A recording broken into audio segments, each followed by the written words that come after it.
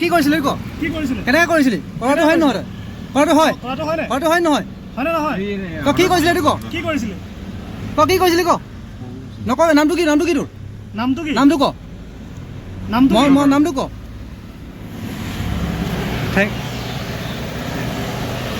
হোৱা নাই নাই নাই এটা কি হৈছিলে বোলো বোলো এক ছেকেণ্ড কি হৈছিলে কি ক কি কৰিছিলে কি কৰিছিলে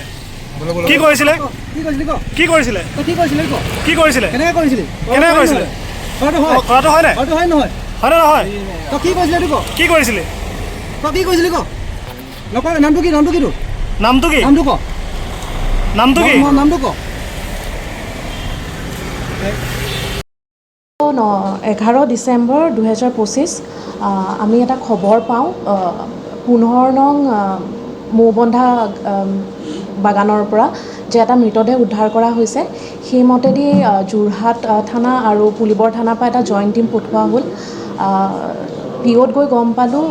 কুন্তি তাঁতী নামৰ এগৰাকী 70 বছৰৰ মহিলাৰ এটা মৃতদেহ উদ্ধাৰ হয় সেইমতেদি আমি তাতে পিঅ'ত থকা উইটনেছখিনিৰ লগত কথা পাতোঁ গম পোৱা যায় আমি সেই এক্সামাইন কৰি উইটনেছেছখিনি যে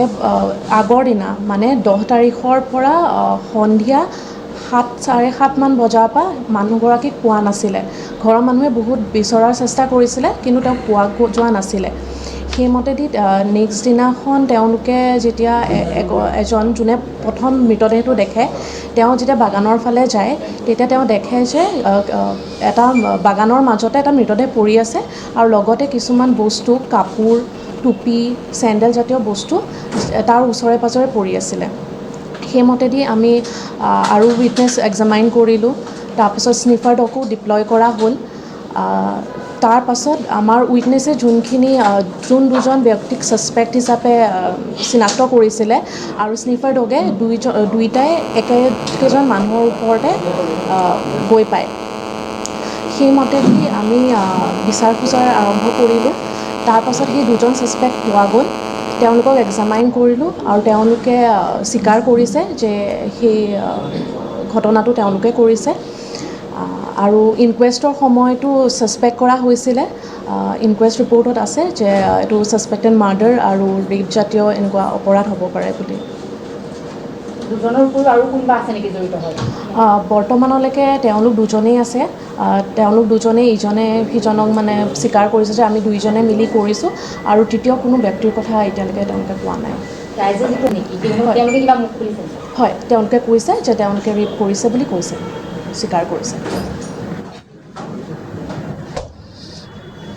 সদস্য আচলতে আপোনালোকৰ কথাটো ক'বলগীয়া হৈছে আপোনালোকৰ ইনভেষ্টিগেশ্যনত একো নাছিলে নেকি তেতিয়া আমি তেতিয়াতো ইনভেষ্টিগেট যেতিয়া কৰি আছিলোঁ তেওঁলোকে ছাছপেক্ট কৰিছিলে তো সেইমতেদি তেওঁলোকে কৈছিলে যে ইনিচিয়েলি যোনটো ঘটনাটো বহুত ক্লুলেছ আছিলে তো তাতে স্থানীয় বাসিন্দা যিমান আছিলে তেওঁলোকে দুজন ল'ৰাৰ নাম লৈছিলে তাৰ আগদিনাখন মানে তেওঁলোক হেবিচুৱেল মানে অলপ তেনেকুৱা হয় মানে তেওঁলোকে ভাং খাই থাকে মানে লাইক ইউজুৱেলি তো তেওঁলোকে ভাং খাই কিবা উৎপাত কৰা বুলি যিখিনি স্থানীয় বাসিন্দা আছিলে তেওঁলোকে আমাক কৈছিলে আৰু লগতে আমি যেতিয়া স্নিফাৰ ডিপ্লয় কৰিলোঁ স্নিফাৰেও মানে একেকেইজন এই দুজন মানুহৰে ঘৰত পালে চ' বস্তুখিনি আমাৰ মানে মেটচ হৈ গ'ল মানে যোনখিনি মানে উইটনেছৰ ষ্টেটমেণ্ট প্লাছ আমাৰ স্নিফাৰৰ যোনখিনি লিডছ তো সেইখিনি একেই দুজন মানুহৰ ঘৰলৈকে ওলালে তো সেইমতে আমি তেওঁলোকক ছাছপেক্ট হিচাপে পিক কৰোঁ আৰু ইণ্টাৰগেট কৰাৰ সময়ত তেওঁলোকে কৈ দিয়ে যে তেওঁলোকে ঘটনাটো কৰিছে ইনচিডেণ্টটো তেওঁলোকেই কৰিছে তেওঁলোকে তাৰ আগদিনাখন ক'ৰবাত তেওঁলোকে একচুৱেলি ডেইলি ৱেজ লেবাৰ হয় তেওঁলোকে